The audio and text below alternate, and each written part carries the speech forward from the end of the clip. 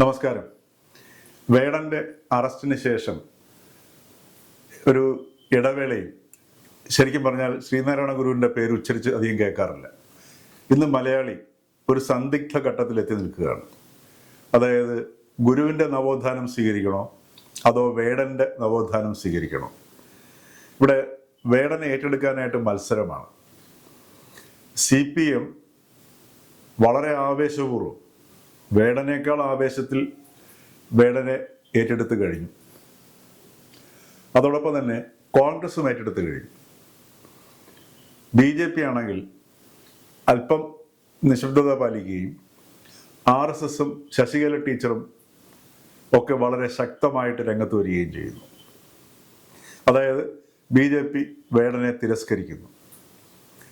ഇതിൻ്റെ ഒരു രാഷ്ട്രീയമായ ഗുണം എന്ന് പറയുന്നത്, ഈ വരുന്ന നിയമസഭാ തിരഞ്ഞെടുപ്പ് നോക്കുകയാണെങ്കിൽ, നമുക്ക് അതിലെ ലക്ഷ്യം വെച്ച് നീങ്ങുകയാണെങ്കിൽ ഈ ഒരു സമീപനം CPMനും BJPക്കും ഗുണം ചെയ്യും.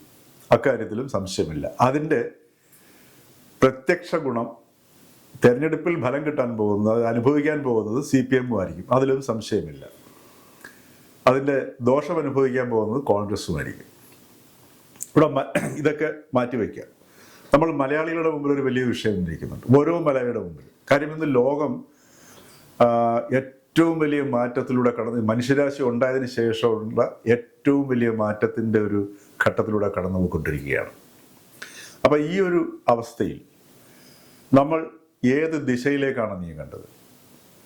നമ്മുടെ മുമ്പിൽ എപ്പോഴും കേട്ടുകൊണ്ടിരിക്കുന്ന, അല്ലെങ്കിൽ എപ്പോഴും നമ്മുടെ കാതുകളിൽ അലയടിക്കുന്ന ഒരു ശബ്ദമാണ് നവോത്ഥാനം, നവോത്ഥാനം.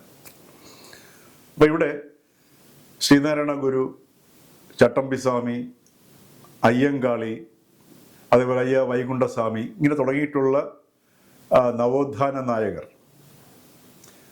ഇവരെല്ലാം മുന്നോട്ട് വെച്ച ഒരു നവോത്ഥാന മാതൃകയും കേരളത്തെ അത് മുന്നോട്ട് നയിക്കുകയും ചെയ്തു. ആ നവോത്ഥാനം മൂല്യങ്ങളാണോ നമുക്ക് വേണ്ടത്, അതോ വേടൻ മുന്നോട്ട് വയ്ക്കുന്ന നവോത്ഥാന മൂല്യങ്ങളാണോ വേണ്ടത്? ഇത് ഓരോ വ്യക്തി എന്ന നിലയിൽ ഓരോ മലയാളിക്കും തീരുമാനിക്കേണ്ട ഒരു സന്ദിഗ്ധ ഘട്ടമാണ്. കാര്യം ആ ഒരു തീരുമാനം എന്ന് പറയുന്നത് ഓരോ വ്യക്തിയുടെയും ആറ്റിറ്റ്യൂഡ്, സമീപനം, അത് വെളിവാക്കുന്നതായിരിക്കും. ആ സമീപനമായിരിക്കും ഇന്ന് ഈ അനന്ത സാധ്യതയുടെ ലോകത്ത് ആ സാധ്യതകളിലേക്ക് നമ്മൾ പോകണം, മറിച്ച് വളരെ സങ്കുചിതമായ ജാതിയും പകയും കലിയും ഒക്കെ അടങ്ങുന്ന ഒരു ഭൂതകാലത്തിലേക്ക് നമ്മൾ അകപ്പെട്ടിട്ട്, ഒരു ഭൂതകാലത്തിൻ്റെ കെണിയിൽ അകപ്പെട്ടിട്ട് അവിടെ കിടന്ന് തിരിയണോ? അതിൻ്റെ അടിസ്ഥാനത്തിൽ നമ്മളുടെ ആസ്വാദ്യതയെ രൂപീകരിക്കണം. കാരണം നമ്മളിപ്പോൾ ഇപ്പം വേടൻ എന്ന് പറയുന്ന ആ ഒരു യുവാവ് ഒരു സംശയം വേണ്ട നല്ല സർഗാത്മകതയുള്ളൊരു യുവാവ് തന്നെയാണ്. അക്കാര്യത്തിൽ ഒരു രണ്ടഭിപ്രായവുമില്ല, ആർക്കും ഉണ്ടാവും തോന്നില്ല. പക്ഷേ വേടൻ്റെ ആറ്റിറ്റ്യൂഡ്, സമീപനം എന്ന് പറയുന്നത് വളരെ വിപരീതാത്മകമായ സമീപനമാണ്. ലോക ചരിത്രമെടുത്ത് നോക്കുക, എല്ലാ മനുഷ്യരാശികളും ഒരുപാട് യാതനകളിലൂടെ ഇപ്പോൾ തന്നെ നമ്മുടെ മുമ്പിലെടുത്ത് നോക്കുക. സൊമാലിയയിലേക്ക് നോക്കുക, എന്തിനു പറയുന്നത് നമ്മളുടെ അയൽ സംസ്ഥാനങ്ങളുടെ പല ഭാഗങ്ങളിലേക്ക് നോക്കുക, ഗാസയിലേക്ക് നോക്കുക.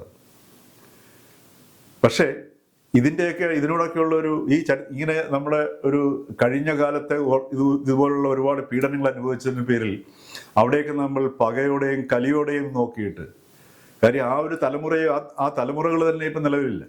ഈ അനന്ത സാധ്യതയുടെ ഈ ലോകത്ത് നമ്മൾ വീണ്ടും ആ ഭൂതകാലത്തിൽ പെട്ട് കിടക്കണോ വേണ്ടയോ? ഈ ഭൂതകാലത്തിൽ പെട്ട് കിടക്കണോ വേണ്ടയോ എന്നുള്ളതാണ് ഈ സമീപനം ഏറ്റവും മുഖ്യമായി വരുന്നത്. ആ സമീപനമാണ് ഈ സാധ്യതകളെ ഉപയോഗിക്കണോ വേണ്ടയോ എന്ന് നിശ്ചയിക്കുന്നത്. ഉദാഹരണത്തിന് വേടൻ്റെ കാര്യത്തിൽ നോക്കുക, വേടൻ തന്നെ ഉദാഹരണമാക്കാം. അത് വേറൊരു വലിയ വിഷയമായിട്ട് നമുക്കത് ചർച്ച ചെയ്യുകയും പരിഗണിക്കുകയും വേണ്ട ഒരു സംഗതിയാണ്. വേടൻ തന്നെ ഈ പുതിയ സാധ്യതയുടെ ഒരു സൃഷ്ടിയാണ്.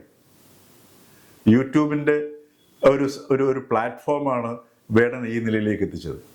അതുപോലെ സാധ്യതകളും ശേഷിയും സർഗശേഷിയുമുള്ള ഓരോ കുട്ടിയെയും ഓരോ യുവാവിനെയും അതേപോലെ തന്നെ ഏത് പ്രായത്തിലുള്ളവരാണെങ്കിൽ പോലും, എന്തിനു പറയുന്നു 100-ാം വയസ്സിലുള്ള വ്യക്തിയാണെങ്കിൽ പോലും സർഗശേഷി അവശേഷിക്കുന്നു എന്ന് സ്വയം തോന്നുകയാണെങ്കിൽ അത് ഈ ലോകവുമായിട്ട് പങ്കുവയ്ക്കാൻ, ആ സാധ്യതയിൽ പ്രായഭേദമന്യേ അവരവരുടെ സാധ്യത പ്രകാശിപ്പിക്കാൻ പറ്റിയൊരു സാഹചര്യമാണ് ഇന്നത്തെ ഈ വർത്തമാന ലോകം എന്ന് പറയുന്നത്. അവിടെ അത് നഷ്ടപ്പെടുന്നത് നമ്മുടെ ഈ സമീപനത്തിൻ്റെ പേരിലായിരിക്കും. ആ സമീപനം എങ്ങനെ ആയിരിക്കണം എന്ന് നിശ്ചയിക്കുന്നിടത്താണ് ഓരോ മലയാളിയുടെ മുമ്പിലും ഈ ചോദ്യം ഉയരുന്നത്: ഗുരുവിൻ്റെ നവോത്ഥാനമാണോ സ്വീകാര്യം, അതോ വേടൻ്റേതാണോ? ഗുരുവിൻ്റേതാണെങ്കിൽ ഈ വേടൻ്റെ സർഗശേഷിയെ, അതോടൊപ്പം ആ വിപരീതാത്മകതയും സ്നേഹത്തോടെ ഉൾക്കൊള്ളാൻ പറ്റും. ആ സ്നേഹത്തിൽ നിന്ന് വേടൻ്റെ സമീപനത്തിന് മാറ്റം വരും, ഗുണകരമായ മാറ്റം വരും. അവിടെയാണ് ഗുരുവിൻ്റെ നവോത്ഥാനത്തിൻ്റെ മാന്ത്രികത ഇരിക്കുന്നത്.